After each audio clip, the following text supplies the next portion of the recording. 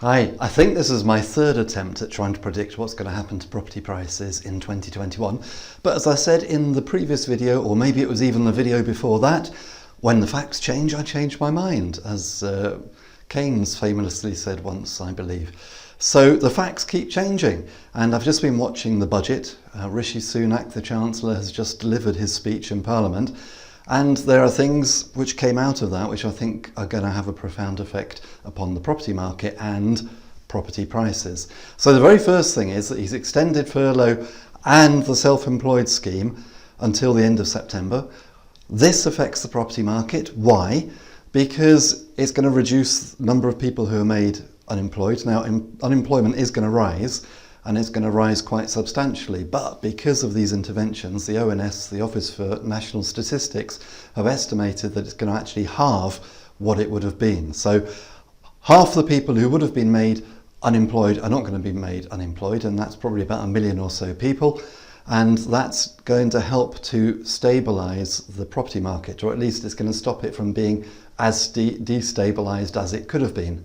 So that's going to help, because if there's less people unemployed, more people can afford their rent, more people can afford their mortgages, less people are going to be forced into panic selling.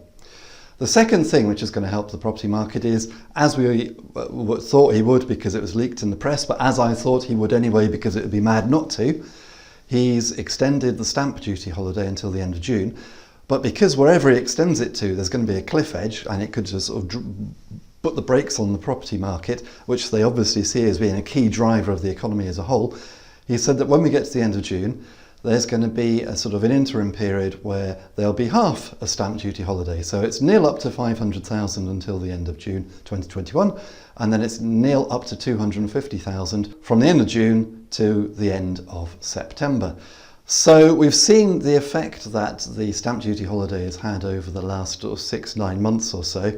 And the media tell us that we're in a little property boom. Certainly the Nationwide and the Halifax property indices suggest that we're in a property boom, because last time I looked, I think the Nationwide was saying UK house prices have never been so high. So presumably that will keep that going to an extent. Third thing that's going to help the property market is that they've introduced a kind of help to buy scheme, where the government are going to help property buyers, as in owner-occupiers, not investors sadly, but owner-occupiers who've only got a 5% deposit. This is going to be on houses up to £600,000, and a number of large lenders have already said that they're on board, and that will be starting in April.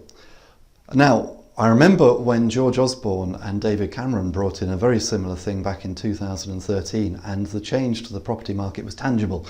London was already doing okay, because London tends to always do okay. But out in the sticks, where I am, there was a definite turnaround and shift in the property market after they brought in Help to Buy, and it really it pushed things along. Whether it was psychology or whether it was the actual money, I just don't know, but it shifted sentiment certainly, and we all know that markets are irrational, run on sentiment.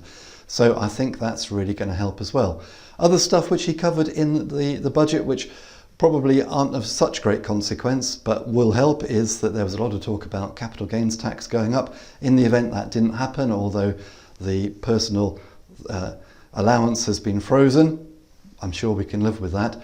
And there was a lot of talk about corporation tax going up to 25%, which could affect people obviously who've been buying properties into a limited company. But as it is, for small businesses with profits of less than £50,000, the 19% corporation tax is going to stay, and then there's going to be sort of like a taper between £50,000 profit and £250,000 profit. So really, it's only going to be the big businesses with profits of over £250,000 that pay the 25%. So for us as property investors, it probably doesn't make an awful lot of difference either.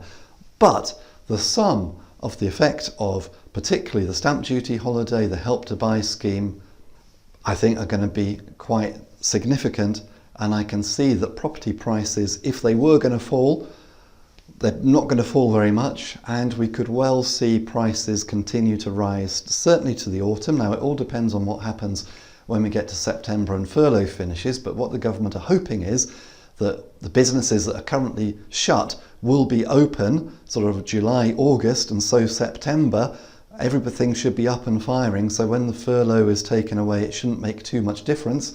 And I guess they're thinking the same about stamp duty as well. Now interestingly, I think I heard it said that there could be a second budget in the autumn, so there's an opportunity there for Rishi, if he wants to continue the stamp duty holiday at nil to 250,000 if he wants to. But if not, at least it's going to be less of a shock to the system than going back from nil rates up to 500,000 back to nil rates up to 125,000, which is what we had before. So all in all, for the property market, I think things look pretty good as things stand.